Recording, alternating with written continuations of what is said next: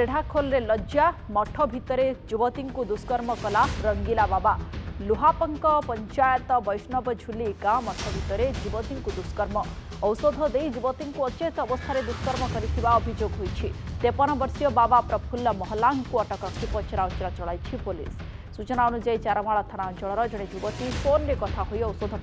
बाबा पाखक आसी युवती को एकाकी देखी रंगीला बाबा कौन से एक औषध खाइबा देते औषध खाइबा युवती जनक अचेत हो पड़ू बाबा दुष्कर्म अभियोग होती युवती को बुझासुझा कर अटोरे रेढ़ाखोल उपखंड चिकित्सालय को पठाई देते रंगीला बाबा। मेडिकल पहुंचा पूर्व अचेत हो पड़ू स्थानीय लोक घटना संपर्क में जानी पुलिस को खबर देते युवती को पचराउचरा पर बाबा को अटक रखी तदंत करुछि पुलिस। रेढ़ाखोल ए घटना जहां वर्तमान सामना को आसी। अधिक सूचना आम सहित रेढ़ाखोल रिपोर्टर सुशांत नाग जोड़ी होती। सुशांत मठ भितर रंगीला बाबा कला कारनामा वर्तमान पदा को आसी ये बाबा जनक किए परिचय कौन केबेठारु से एभली करुछंती? हाँ विजयलक्ष्मी देखो जो घटना घटी रेढ़ाखोल एक लज्जाकर घटना मठ भितर रंगीला बाबा जो कारनामा होती देखा गले ये कहवा आम 53 वर्षर सी जो बाबा अच्छा प्रफुल्ल बाबा लोक मान सहित जड़ित थे आखापाखि 10 वर्ष ऊर्ध हम बाबा से रही आसुले लोक सेवा करुले कहार देह खराब होते झड़ा फुंका करने सहित से जड़ी बुटीर मेडिसिन दौले जहाँ से युवती बाबा संस्पर्श आसी चारमाल अंचल रेढ़ाखोल चारमाल अंचल युवती संस्पर्श आसी से तार डायबिटीज थिला एवं एसिड थिला से जहाँ कहूले काली ताकू नहीं बाबा कही डाकी बाय फोन रे जे तमे आस आ मेडिसिन नहीं जाओ बोली आउे युवती जनक एका जाठी बाबा से मठ को जोड़ा रही रेढ़ाखोल थाना वैष्णव झुली पाखरे जो मठ रही सेठी बाबा युवती को एकाकी देखी भेटी से जो युवती सेठी जाइए तो से एकाकीर सुजोग नहीं बाबा सहित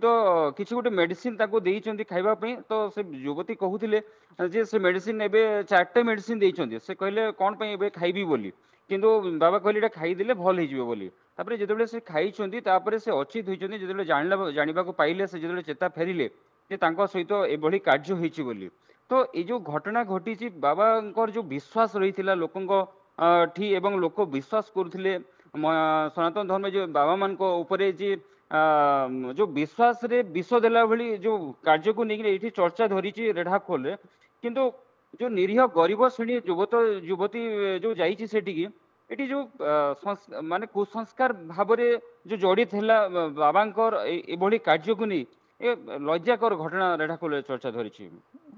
पुलिस किंतु काबू करी सहित अधिक पचराउचरा करुछि किछि बाबा पुलिस प्रतिक्रिया रखिछंती कि प्रतिक्रिया बाबा कहउछंती मो से विषय किछि जानि नहीं बोली जहाँ से कहउथिले किंतु पुलिस